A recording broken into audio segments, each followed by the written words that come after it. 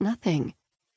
That's what she'd decided a while back while watching soap operas and eating Pop-Tarts. Sometimes she wondered whether her mama thought she was living a soap opera.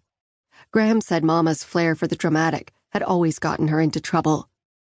Charity didn't know, and she didn't mind helping her mama with things like dinner and housework because it all seemed to stress her out so much.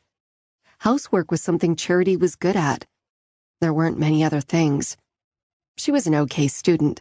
She wasn't pretty or popular or a sports girl.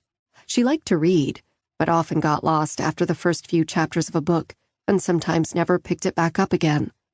But she could cook spaghetti and hamburgers, pancakes and dip eggs where the yolk was runny but the white part cooked. She liked to use Windex and wipe down the windows until a rainbow of colors appeared and disappeared in the sun's rays. She always did the windows when it was sunny, and sometimes she'd curl up like a cat in the warm pool of light on the carpeted floor. There were strange shapes from the window panes, and she'd drag her knees to her chest and pretend it was a box of sunlight. A safe, perfect box where no one and nothing could hurt her. The first time Mama saw her curled up like that, she'd made fun of her. But that was okay. She wouldn't expect her to understand. After all, what did her mama have to hide from? She was beautiful and popular with all the gentlemen who lived in their apartment complex. Kendrick, the upstairs neighbor, had practically moved in. Charity didn't like him much because he laughed when her mama made fun of her, and he always left a mess for Charity to clean up.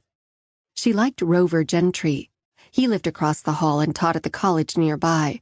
With his wool coats, round glasses, and kind green eyes, Charity thought he was almost perfect.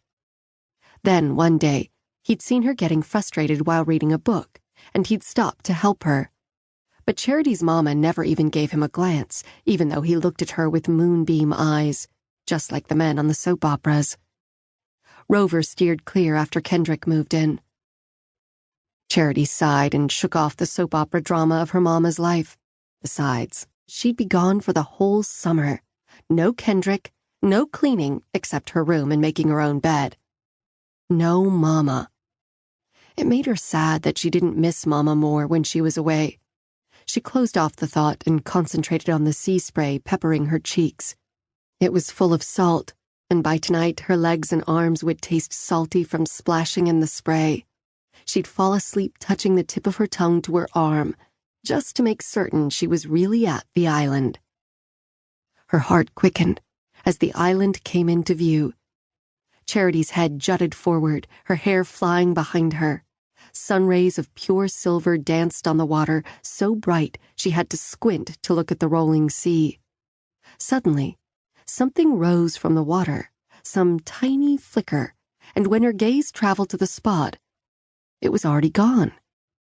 A pixie, no doubt, rising from the water and teasing her with its shimmery wings.